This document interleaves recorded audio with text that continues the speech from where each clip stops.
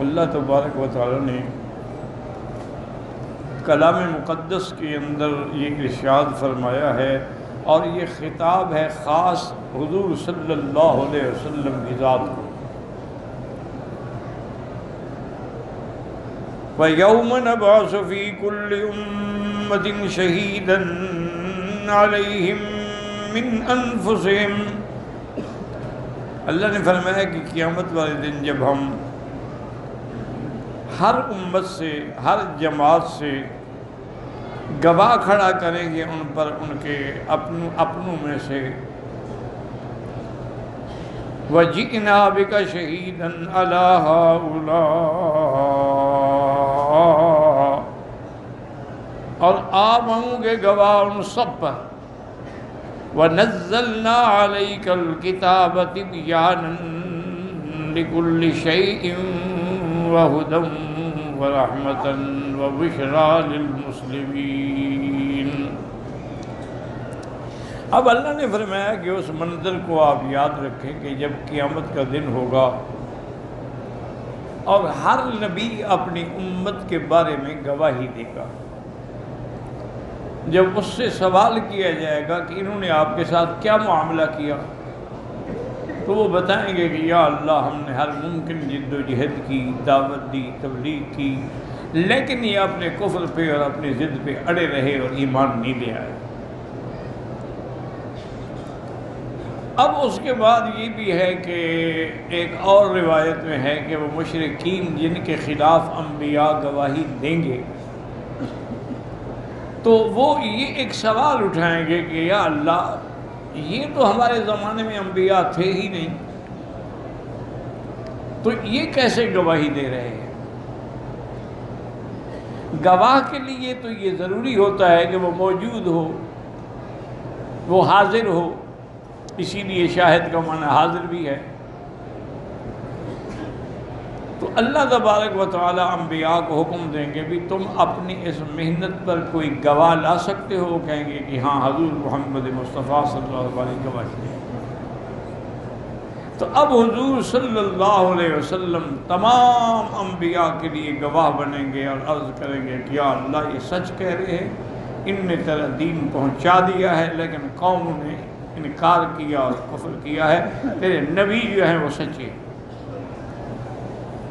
اب سوال یہ پیدا ہوتا تھا بھی حضور کیسے گواہی دیں گے،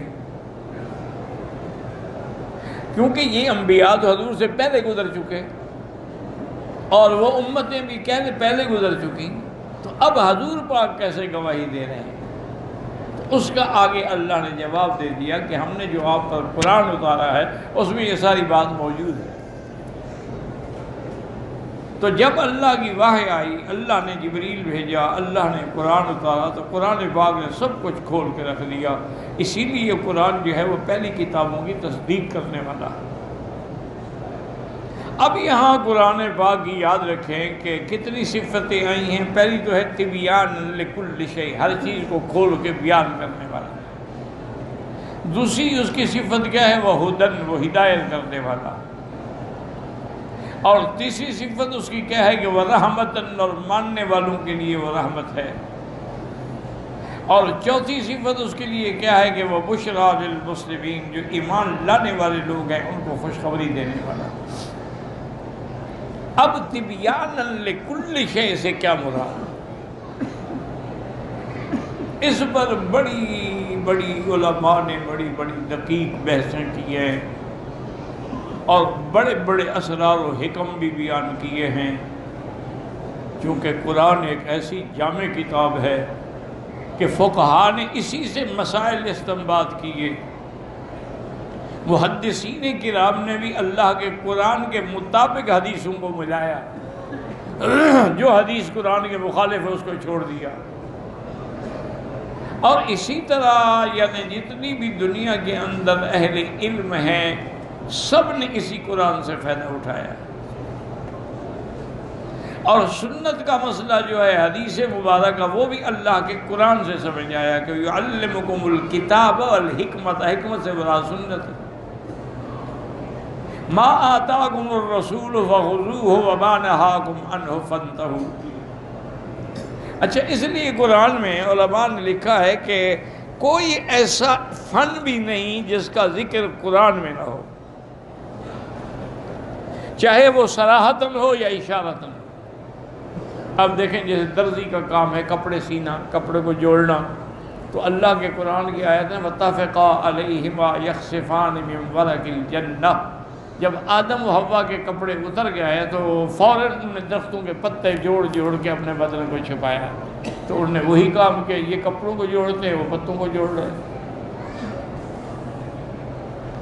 اسی لیے علماء نے فرمایا کہ جو نجارے کا کام ہے، درخان کا کام ہے، اس کا ذکر بھی قرآن میں ہے کہ اللہ نے نوح علیہ السلام کو حکم دیا تھا کہ وَاصْنَعِ الْفُلْكَ بِأَعْيُنِنَا، ہماری نگرانی میں آپ کشتی تیار کریں۔ تو سب سے پہلے کشتی بنانے والے حضرت نوح علیہ السلام ہیں۔ جبریل علیہ السلام نے آ کے ان کو تعلیم دی اور انہوں نے کشتی بنائی۔ تو نجارے کا کام بھی گویا کہ قرآن میں اس کا ذکر بھی موجود ہے۔ اور اسی طرح جو لوگ غواصی کرتے ہیں، یعنی غوطہ خور ہوتے ہیں اور اندر سے چیزیں نکال، اس کا ذکر بھی کل بناء وغواص۔ اللہ نے سلیمان علیہ السلام کو بنانے والے بھی دیے تھے اور سمندروں کے اندر غوطہ خوری کر کے اندر سے پتھر اور ہیرے نکالنے والے بھی دیے تھے۔ اسی طریقے سے اللہ تبارک و تعالیٰ نے لوہار کا کام جو ہے اس کا ذکر بھی کن آیتن موجود ہے کہ وَأَلَنَّا لَهُ الْحَدِيدَ، کہ اللہ نے حضرت داؤد کے ہاتھ میں لوہے کو نرم کر دیا۔ أَنْ اعْمَلْ سَابِغَاتٍ وَقَدِّرْ فِي الصَّبْرِ، تو اس کا ذکر بھی گویا اشارتاً قرآن میں موجود ہے۔ اسی طرح طب والوں نے بھی قرآن سے لیا ہے کہ اللہ نے فرمایا کلوا واشربوا ولا تسرفوا، کھاؤ پیو لیکن زیادتی نہ کرو، حد سے زیادہ نہ کھاؤ کہ پھر بد ہضمی کا باعث بن جائے، اتنا کھاؤ جو تمہاری۔ اسی لیے حکم ہے کہ آدمی کو اپنے پیٹ کے 3 حصے کرنے چاہیے، کم از کم ایک حصہ سانس کے لیے اور ایک حصہ جو ہے ہوا کے لیے چھوڑ دے، تو اس کا ذکر بھی اللہ کے قرآن میں موجود ہے۔ اور اسی طرح اللہ تبارک و تعالیٰ نے شکار کا ذکر بھی قرآن میں موجود ہے۔ احل لکم صید البحر، تو شکار کا ذکر بھی قرآن میں موجود ہے۔ اسی طرح سنارے کا کام جو ہے وہ بھی قرآن میں موجود ہے۔ یلبسون حلیۃ یخرجون منہا حلیۃ تلبسونہا، تو اب کیسے بنائیں گے؟ سنارا ہی بنائے گا، ہمارے نہیں بنائے۔ اسی لیے ہے کہ وَاتَّخَذَ مِنْ حُلِيِّهِمْ عِجْلًا جَسَدًا لَهُ خُوَارٌ، کہ اس سامری نے ان کے زیور اکٹھے کر کے ان کو گلایا، سونا بنانے کے بعد اس سے ایک بچڑا بنا لیا اور اس بچڑے سے آواز بھی آتی تھی۔ تو سنارے کے کام کے بارے میں یعنی قرآن پاک کے اندر ذکر موجود ہے۔ اس لیے علماء نے یہ بھی فرمایا ہے کہ جتنا سواریاں ہیں والخیل والبغال والحمیر لترکبوها وزینہ، اس کا ذکر بھی قرآن میں موجود ہے۔ اور جو چیزیں قیامت تک بنیں گی، ہوائی جہاز بنیں گے، ٹرینیں بنیں گی، تو وہ بھی موجود ہے۔ وَيَخْلُقُ مَا لَا تَعْلَمُونَ، ایسی چیزیں پیدا ہوں گی جو تم نہیں جانتے۔ اس لیے اللہ نے فرمایا کہ قرآن مجید جو ہے، اب اگر فصاحت و بلاغت اور اعجاز کی نظر سے دیکھیں تو قرآن پاک نے پوری دنیا کو چیلنج کیا ہے کہ وَإِن كُنتُمْ فِي رَيْبٍ مِّمَّا نَزَّلْنَا عَلَىٰ عَبْدِنَا فَأْتُوا بِسُورَةٍ مِّن مِّثْلِهِ، اگر تمہیں شک ہے کہ یہ قرآن نہیں ہے، حضور نے نعوذ باللہ خود بنایا ہے، تو تم بھی تو عرب ہو، تمہارے پاس بھی فصحاء ہیں، بلغاء ہیں، بڑے بڑے شاعر ہیں، بڑے بڑے ادیب ہیں، تم بھی تو بناؤ نا کوئی ایک صورت مقابلے پر۔ حالانکہ عرب کے شعراء جو تھے نا جی، ان کا بہت بڑا مقام تھا دنیا ادب میں، حتیٰ کہ اپنے شعر کو دیکھ کے نعوذ باللہ اس نے نبوت کا دعویٰ کر ڈالا متنبی نے، کہ میرے اوپر جو اشعار اترتے ہیں گویا کہ یہ بھی اللہ کی طرف سے وحی آ رہی ہے۔ اتنے بڑے بڑے یعنی عجیب عجیب شعراء گزرے، امراء القیس ہے، متنبی ہے، اسی طرح خنسا ہے جس نے اپنے بھائی کے مراثی لکھے ہیں جس کی دنیا میں کوئی مثال نہیں۔ اس کا بھائی فوت ہو گیا، اس کے لیے اس نے مرثیے لکھے تھے، بڑے زبردست مراثی ہیں۔ اچھا اللہ کی شان ہے، اللہ نے مہربانی کی، وہ بی بی خنسا مسلمان ہو گئی۔ اب جب مسلمان ہو گئی تو ایک دن اس کی سہیلیاں جو تھیں وہ اکٹھی ہوئی، انہوں نے کہا خنسا یہ تم نے کیا کیا کہ تم نے شعر کہنا ہی چھوڑ دیا؟ اب ہمیں تو کوئی شعر سناؤ۔ اس نے کہا جب سے قرآن پڑھا ہے شعر کہتے شرم آتی کہ کیا شعر کہوں، جب میں نے قرآن جیسی فصاحت و بلاغت دیکھی ہے تو اب مجھے شعر کہتے ہوئے شرم آتی۔ اسی طرح سبع معلقہ، اب بھی ایک کتاب ہے جو ہمارے مدرسوں میں پڑھائی جاتی ہے، اس میں 7 محاضرات ہیں، اور یہ وہ محاضرات ہیں کہ ادیب لوگوں نے لکھ کر کعبے پہ لٹکا دیے تھے کہ لوگ حج میں آتے تھے اور پڑھتے تھے اور اس کا جواب دیتے تھے، مقابلے ہوتے تھے۔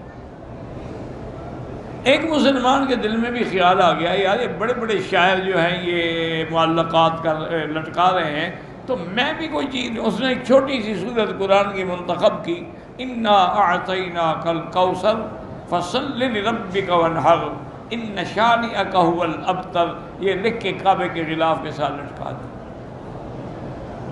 اب جتنے شاعر آتے دیکھتے پڑھتے وہ کہتے بھی کچھ سمجھ نہیں آتا کہ اس کا ہم کیا جواب۔ حالانکہ وہ ایسے شاعر تھے کہ ایک تاریخ میں بڑا عجیب واقعہ ہے کہ ایک شاعر تھا قیس، ایک ہے امرؤ القیس، وہ الگ ہے۔ یہ جو ہے یہ بیچارہ بادشاہ ناراض ہو گیا۔ بادشاہ ایسے ہوتے ہیں نا کہ کبھی دعاؤں سے ناراض ہو جاتے ہیں، گالیوں سے خوش ہو جاتے ہیں، اسی لیے تو بادشاہ کہتے ہیں ان کو، جی بادشاہ ہو نا۔ تو وہ ناراض ہو گیا اللہ کا بندہ، اب وہ پریشان کہ میں کیا کروں۔ آخر بہرحال اس نے بڑی کوشش کی لیکن بادشاہ راضی نہ ہوا، اس نے حکم دے دیا کہ اس کو پھانسی دے دی جائے۔ جب اس کو پکڑ کے پھانسی کے لیے لے جا رہے تھے تو قاعدہ ہے نا کہ اس سے پوچھا جاتا ہے بھی تمہاری کوئی وصیت ہو؟ اس نے کہا یار میں کیا وصیت کروں، میری 2 لڑکیاں ہیں فلاں دیہات میں رہتی ہیں، اور تو میرا کوئی ہے نہیں، نہ میری کوئی جائیداد ہے، نہ میرا کوئی بینک بیلنس ہے کہ میں وصیت کروں۔ اگر تم لوگوں کا اتفاق سے کبھی ادھر گزر ہو تو میری بیٹیوں کو اتنا کہہ دینا کہ یا ابنتا قیس ان اباکما، اے قیس کی 2 بیٹیاں تحقیق تمہارا باپ۔ اب بظاہر اس میں کیا ہے، بہرحال وہ پھانسی چڑھ گیا بیچارہ، مدت گزر گئی۔ اتفاق سے وہ سپاہی جو تھے نا پھانسی دینے والے، وہ اس گاؤں سے گزرے سفر میں، ان کو خیال آ گیا، انہوں نے کہا یار ہمارے ذمے ایک آدمی کا مرتے وقت کی وصیت ہے، اب ہم اسی گاؤں سے گزر رہے، پتہ کیا انہوں نے پتہ کیا قیس کا، انہوں نے نہیں بتایا لوگوں کو کہ وہ پھانسی چڑھ گیا ہے کیا ہو گیا۔ انہوں نے کہا اس کی بیٹیاں ہیں، انہوں نے کہا ہاں جی اس کی بیٹیاں ہیں، لیکن وہ تو بیچاری بکریاں چرانے کے لیے گئی ہیں۔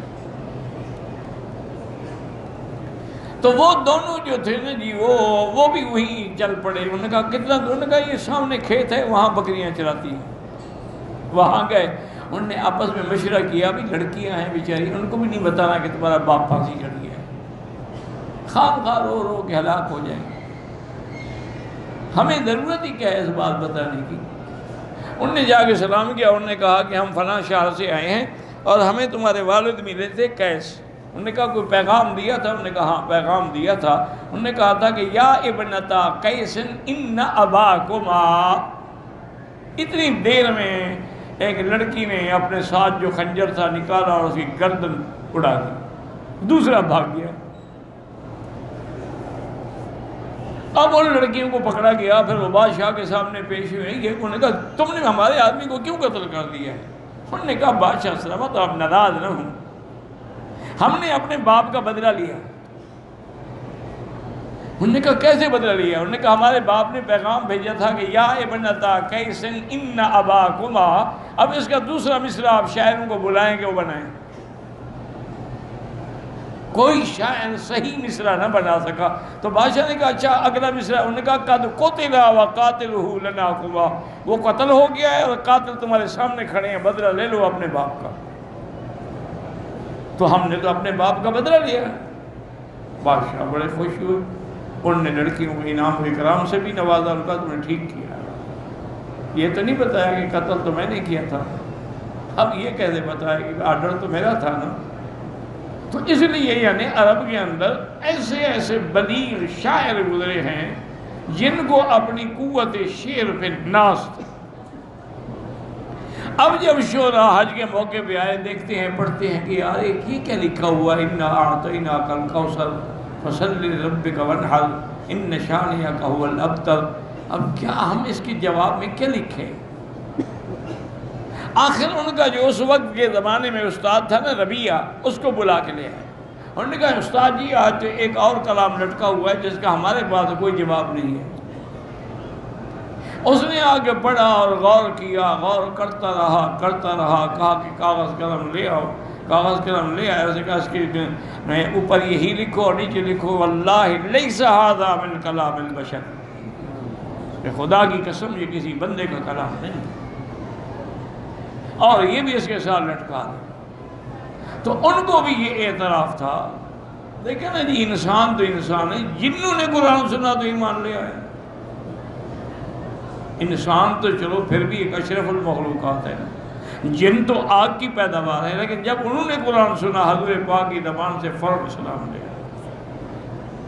تو اس لیے اللہ نے فرمایا یہ قرآن جو ہے ہر چیز کی کھول، لیکن ایک بات یاد رکھو، یہ ساری باتیں میں نے اس لیے بتائی ہیں کہ لوگوں نے زور لگایا ہے لکھنے کے قرآن میں یہ بھی ہے، حالانکہ یہ ساری بحثی فضول ہے۔ قرآن کا ان چیزوں سے کیا تعلق ہے کہ قرآن تمہیں ہوائی جہاز اڑانا سکھائے، دریا میں کشتیاں چلا۔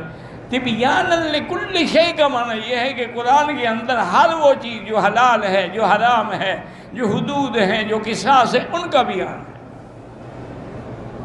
اس لیے اللہ نے اپنے پیغمبر کو وہ ساری چیزیں بتلا دی کہ یہ چیز حلال ہے، یہ چیز حرام ہے، یہ حدود ہیں، یہ قصاص ہے، یہ سارے احکام بتا دیے گئے۔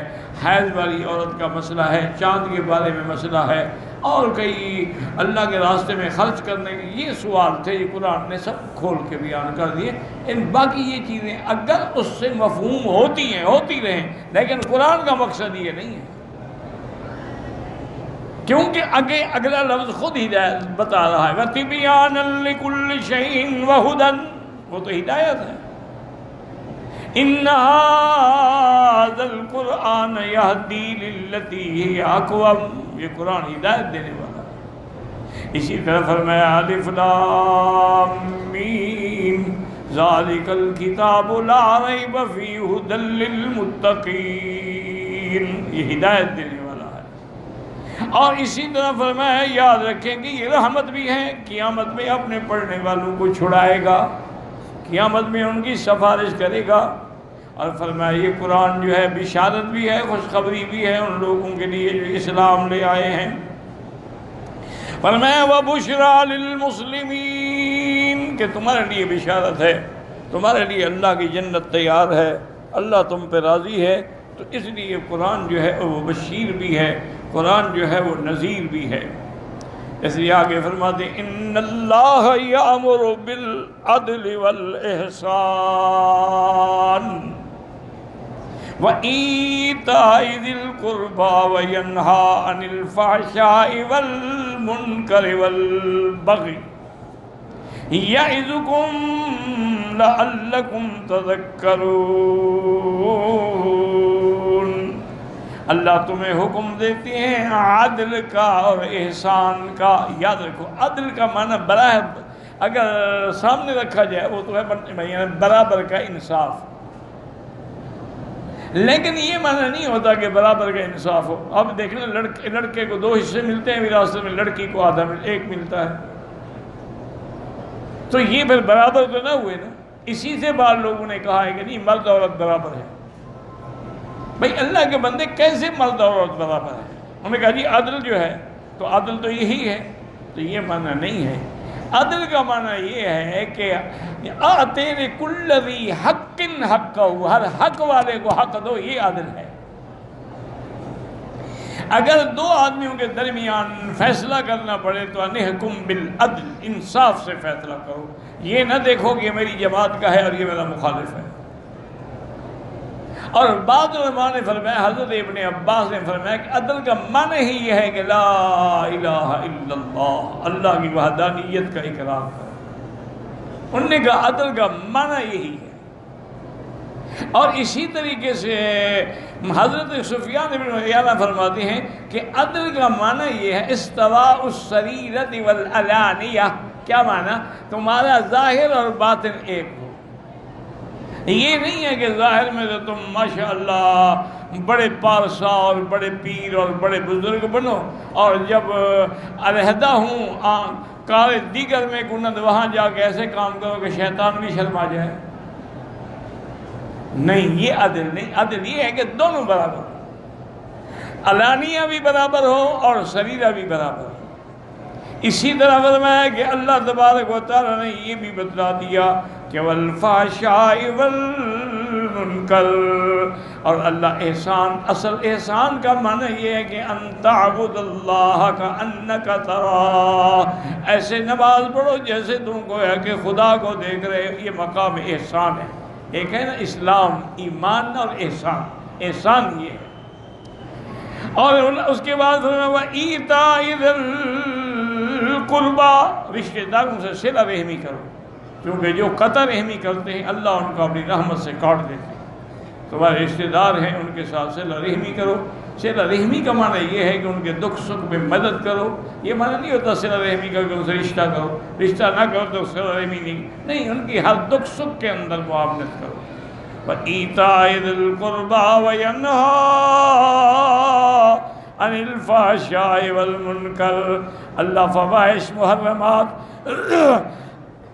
اور منکرات سے منع کرتے ہیں۔ اور بغی کا منع ہوتا ہے زنا، اس سے بھی اللہ منع کرتے ہیں۔ اور قرآن میں تمہیں یعظکم، تمہیں اللہ نے حکم بھی دیا ہے، نہی بھی دی ہے۔ کیوں؟